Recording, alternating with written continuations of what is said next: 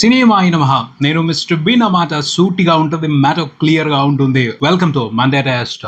ఈ week Monday test లో black buster విశేషాలు ఉన్నాయో మాట్లాడుకుందాం. కొత్తగా కొన్ని సినిమాలు రిలీజ్ అయ్యాయి తెలుగు నుంచి స్ట్రైట్ గా. పోతే వాటి ఇంపాక్ట్ సరిగ్గా లేదు, వాటి గురించి ప్రేక్షకులు పెద్దగా పట్టించుకోలేదు. మెయిన్ గా సెకండ్ వీకెండ్ లో కూడా వీరభద్రుడు ఈ సినిమాని చూడటానికి ఆసక్తి ప్రదర్శించారు తెలుగు ప్రేక్షకులు. తమిళ్లో అయితే బ్లాక్ బాస్టర్ రన్ నడుస్తుంది సినిమాకు సంబంధించి, మార్వెలస్ రన్ నడుస్తుంది కరుపు సినిమాకు సంబంధించి. సూర్య కరువు తీరిపోతుంది, బ్లాక్ బాస్టర్ కరువు తీరిపోతుంది. చాలా సంవత్సరాలుగా వెయిట్ చేస్తున్నాడు ఇలాంటి సూపర్ బ్లాక్ బాస్టర్ కోసం. మొత్తానికి పడింది. అతను మాత్రం సూపర్ గా ఎంజాయ్ చేస్తున్నాడు. సూర్య ఫ్యాన్స్ కూడా వండర్ఫుల్ గా సక్సెస్ ని సెలబ్రేట్ చేసుకుంటున్నారు. ఇక తెలుగు విషయానికి వస్తే రిలీజ్ అయిన కొత్త సినిమాలు, స్ట్రైట్ తెలుగు సినిమాలు ఏ విధంగానూ ప్రభావం చూపించలేకపోయాయి. కానీ వీరభద్రుడితో పాటు ఇంకొక సినిమా కొంత ఇంపాక్ట్ చూపించింది. అది దృశ్యం 3. దృశ్యం 1, దృశ్యం 2 వెంకటేష్ బాబు చేశారు.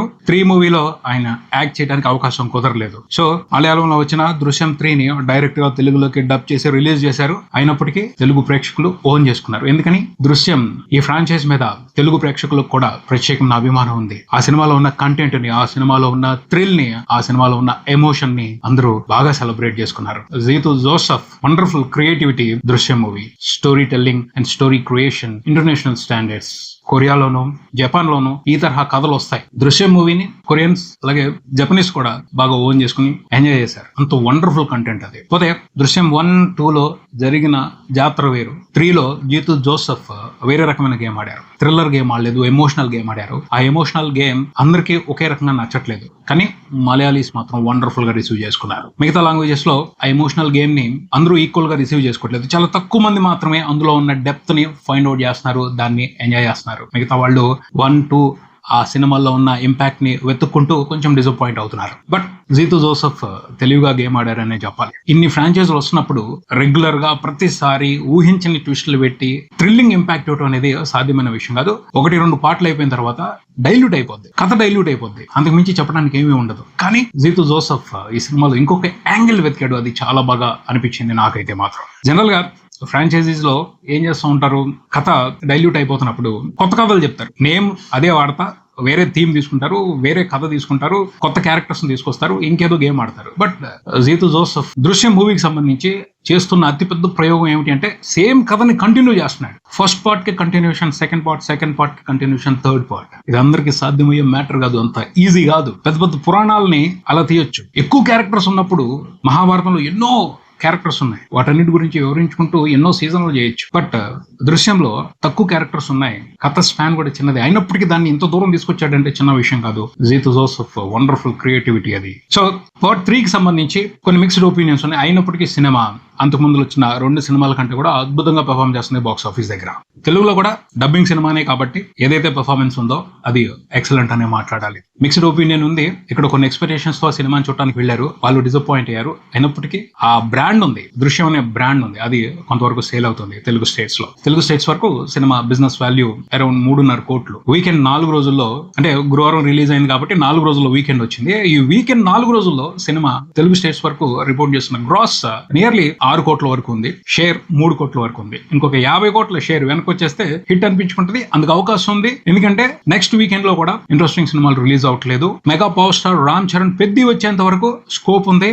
సో ఈజీగా ఆ 50 లక్షల షేర్ వెనక్కి తెచ్చేసుకుని హిట్ స్టేటస్ తీసుకునే అవకాశం ఉంది దృశ్యం 3 తెలుగులో. తెలుగు వెర్షన్ వరకు మాత్రమే. మలయాళం వెర్షన్ కి సంబంధించి చాలా పెద్ద తతంగం నడుస్తుంది, బ్లాక్ బాస్టర్ జాతర నడుస్తుంది. ముఖ్యంగా ఓవర్సీస్ లో సినిమాని సూపర్ గా సెలబ్రేట్ చేసుకుంటున్నారు మలయాళీస్. ఓవర్సీస్ నుంచి సినిమా 5 రోజుల్లో దాదాపు 80 కోట్ల పైన గ్రాస్ రిపోర్ట్ చేసింది. కేరళ స్టేట్ నుంచి 40 కోట్ల వరకు మాత్రమే గ్రాస్ రిపోర్ట్ అయింది 5 రోజుల్లో. తెలుగులో 5.5 కోట్ల వరకు ఉంది. తమిళ్లో, కర్ణాటకలో కొంతవరకు బెటర్ గానే పర్ఫామ్ చేస్తుంది. ఓవరాల్ గా చూసుకుంటే 5 రోజుల్లో వరల్డ్ వైడ్ సినిమా 150 కోట్లకు పైన గ్రాస్ రిపోర్ట్ చేసింది. బ్లాక్ బాస్టర్ వ్యవహారం ఇది. మలయాళం ఫిలిం ఇండస్ట్రీ వరకు టాప్ 2 రికార్డ్ ఇది. చాలా ఫాస్ట్ గా 150 కోట్ల మార్క్ ని క్రాస్ చేసేసింది దృశ్యం 3 మూవీ. అంతకు ముందుల ఈ రికార్డ్ ఎంపురాన్ మూవీ మీద ఉంది. ఆ రికార్డ్ ఇంకా బ్రేక్ అవ్వలేదు.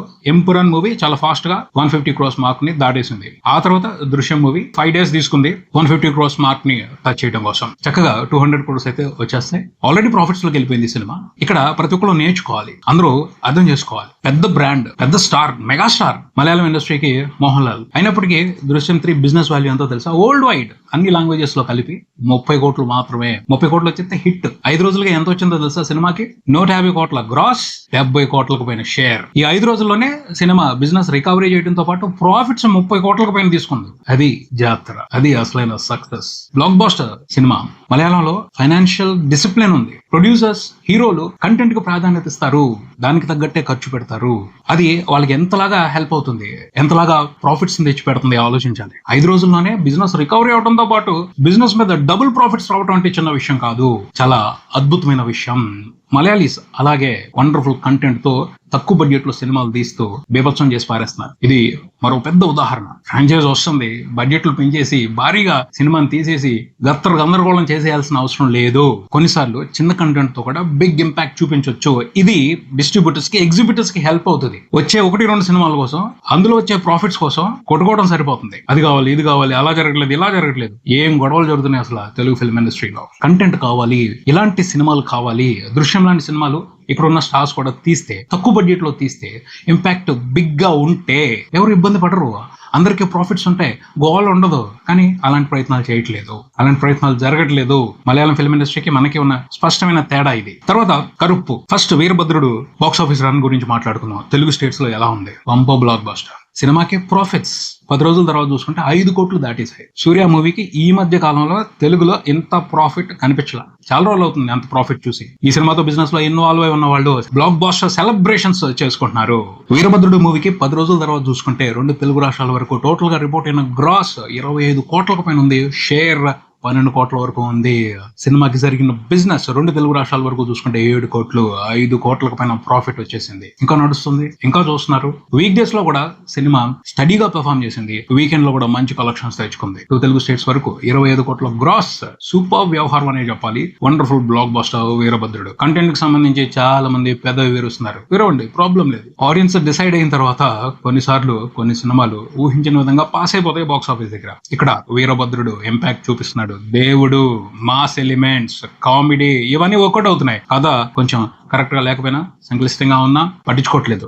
సెలబ్రేట్ చేసుకుంటున్నారు మాస్ స్టార్ హీరోయిజాన్ని, మంచి ఎంటర్టైన్మెంట్ ని. తమిళ్లో అయితే అసలు ఊహించిన విధంగా జాతర నడుస్తుంది. సూర్య ఇలాంటి సక్సెస్ కోసం ముఖం వాచిపోయి ఉన్నారు. ఏం పర్వాలేదు, మొహమాటమే లేదు, నిజంగా ముఖం వాచిపోయి ఉన్నారు. పాపం ఎన్ని కష్టాలు పడ్డారు, ఎన్ని సబ్జెక్టులు ఎంచుకున్నారు, ఎంత కష్టపడి సినిమాలు చేశారు. రెట్రో పెద్ద సక్సెస్ అవుద్దని ఎన్నో ఆశలు పెట్టుకున్నారు. దానికోసం ఆయన పడిన కష్టం అంతా ఇంత కాదు, కానీ రిజల్ట్ చేతిలోకి అనుకున్నట్టు రాలా. చాలా డిసప్పాయింట్ అయ్యారు ఆయన ఫ్యాన్స్. బట్ వీరభద్రుడు మాత్రం అన్ఎక్స్పెక్టెడ్ బ్లాక్ బాస్టర్. తమిళ్లో అయితే ఇంకా విజృంభణ నడుస్తుంది. 150 కోట్లు వస్తే చాలు, సూర్య సెలబ్రేట్ చేసుకుంటాడు అనుకోవడం జరిగింది. 10 రోజుల తర్వాత చూసుకుంటే ఆ నెంబర్ 240 కోట్లకి వెళ్ళింది. ఇంకా ఊపు తగ్గలేదు. సూపర్ గా ట్రెండ్ అవుతుంది సినిమా. 300 కోట్ల దగ్గర ఆగుద్ది, అదే కన్ఫర్మేషన్ గా కనబడుతుంది. సూర్య కెరియర్ లో ఫస్ట్ 150 crores సినిమా ఇది, ఫస్ట్ 200 crores సినిమా ఇది, ఫస్ట్ 250 crores సినిమా ఇది, ఫస్ట్ 300 crores సినిమా ఇది అవబోతుంది. So super blockbuster. Suriya fans నిజంగా సెలబ్రేట్ చేసుకుంటారు, బంపగా సెలబ్రేట్ చేసుకుంటున్నారు. ఆర్జే బాలాజీ, అతని మీద అంత కాన్ఫిడెన్స్ లేదు సినిమా రిలీజ్ కు ముందు. హ్యాండిల్ చేయగలుగుతాడా సూర్య అని అనుకున్నారు. బట్ దేవుణ్ణి అడ్డం పెట్టుకుని సూపర్ గా సినిమాని అందరూ సెలబ్రేట్ చేసుకునేలాగా చేశాడు. కంటెంట్ కు సంబంధించి చాలా కంప్లైంట్స్ ఉన్నాయి, ఉండొచ్చు. బట్ సినిమా ఎందుకు వర్కౌట్ అవుతుంది అనే దానికి సంబంధించి కొన్నిసార్లు లాజిక్స్ అందవు, లాజిక్స్ పట్టించుకోవడానికి అవకాశం ఉండదు. అలాంటి సక్సెస్ ఈ వీరభద్రుడు అని చెప్పొచ్చు. తమిళ్లో ఇంకా నడుస్తుంది, ఇంకా కొన్ని రోజుల పాటు నడుస్తుంది. సక్సెస్ఫుల్ గా 300 కోట్ల నెంబర్ పడుద్ది. తమిళనాడు స్టేట్ వరకే సినిమా 100 కోట్ల పైన గ్రాస్ రిపోర్ట్ చేసింది. ఎక్సలెంట్ వ్యవహారం అది. ఓవర్సీస్ లో కూడా సూపర్ గా సినిమాకి కలెక్షన్స్ వస్తున్నాయి. చూద్దాం ఏ టైంకి సినిమా 300 కోట్ల మార్కుని టచ్ చేస్తుందో. తెలుగులో మాత్రం ఇంపాక్ట్ చూపించట్లేదు సినిమాలు, చిన్న సినిమాలు చూపించట్లేదు, మీడియం రేంజ్ సినిమాలు చూపించట్లేదు. అందరూ ఆసక్తిగా మెగా పవర్ స్టార్ పెద్ది కోసం వెయిట్ చేస్తున్నారు. పెద్ది వచ్చిన తర్వాత తెలుగు బాక్స్ ఆఫీస్ దగ్గర కూడా మనం చాలా పెద్ద బ్లాక్ బాస్టర్ రన్ ని చూడొచ్చు. ఆ అవకాశం ఉంది. అప్పటి వరకు వెయిట్ చేయాల్సిందే. ఇది ఇక్కడికి మరో వీడియోతో కలుద్దాం. నేను mister B. Keep watching cinema prism.